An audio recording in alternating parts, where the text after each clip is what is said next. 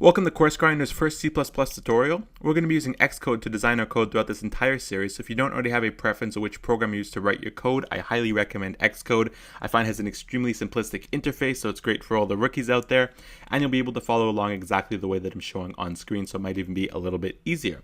In the end, it doesn't really matter, they all perform the exact same service, but this one is my personal favorite. So, in this series, we're going to be designing a new program in every single video, and we're going to learn something new about the C++ language with each program, and eventually we'll have a full understanding by the end. In this first video, we are going to be designing a print text on screen program, which is going to be the most simplistic one we will see. We want to print a line of text on screen. Now, if you're new to programming, you might not know what that means at all. Down here in our little preview window, which is going to show us a preview of what our program is going to do, we see we have some lines of text. It says, welcome to Course Grinder, hello, and the program ended with an exit code 0. Now that's going to be the program. Now how can we design that program to print that text on screen? If you aren't using Xcode, it might appear in your command prompt. That's perfectly fine. It's the exact same thing. So when we start any program, we're going to want to press the File button up here. You're going to want to press New, and you're going to go down to Project.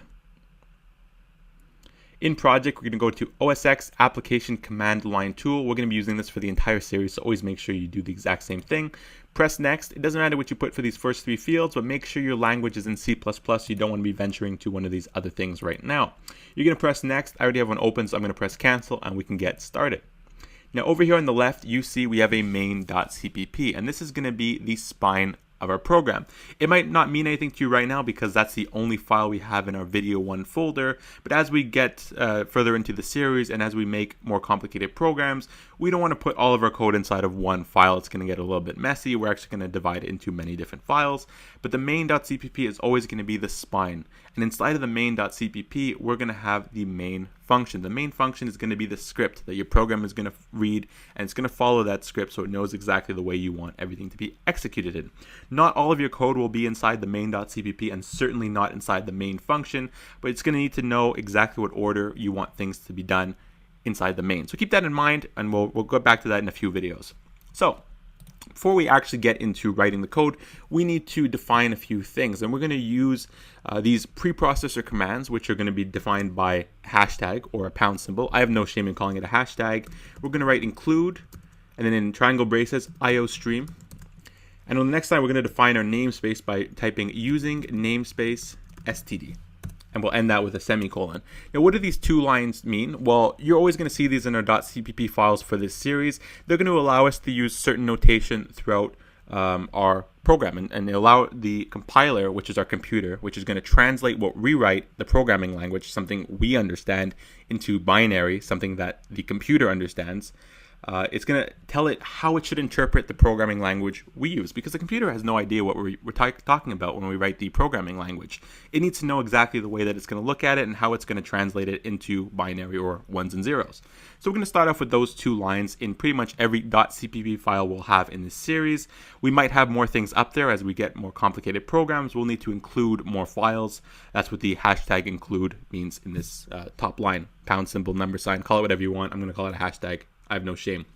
Next, we're going to write our main function. And as I said earlier, our main function is going to be our script. So it's going to be really simple in this video because we don't really have many things that we need to be telling it to do, because we're only going to print a few lines of text on screen. So we're going to start out by writing int main. We're going to open bracket, close bracket. We're going to open a curly bracket. We'll put a few spaces to give us some space, and we'll put a closed curly bracket. Now, what does that all mean? Well, first off, we know that these two braces here, open and close brace, from math class in high school, we know that means a function, right?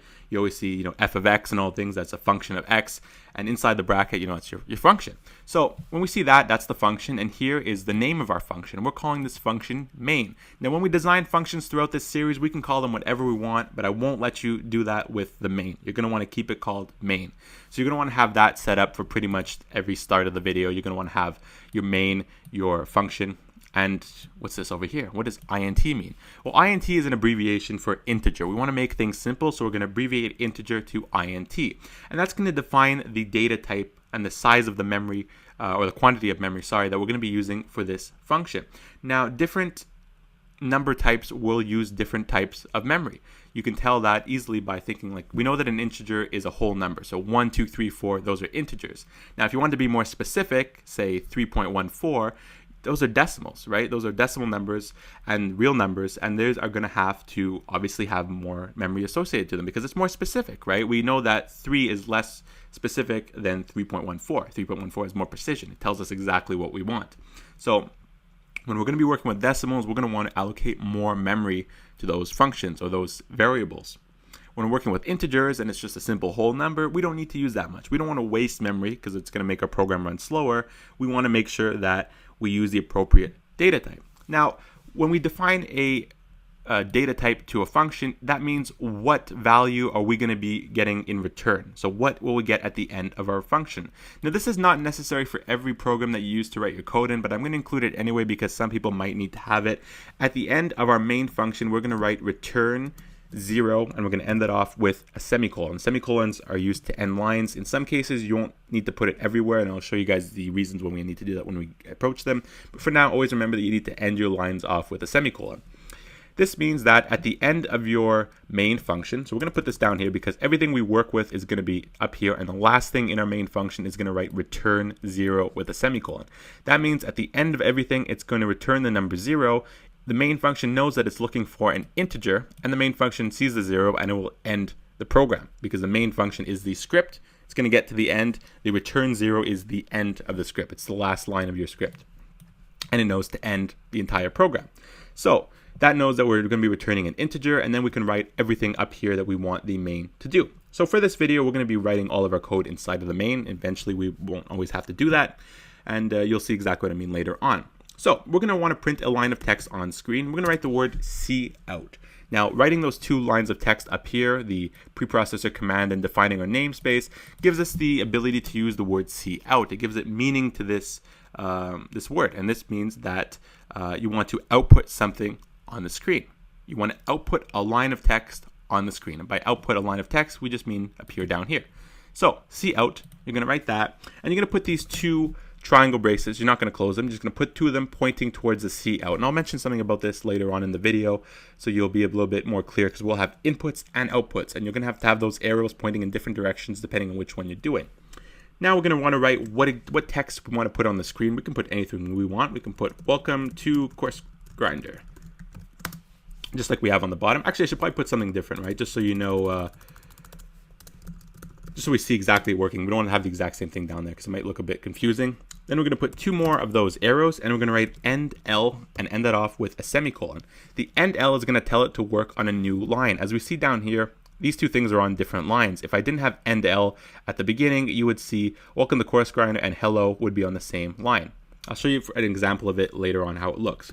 Now I want to write another line of text. We're going to do the exact same thing. We're going to write cout.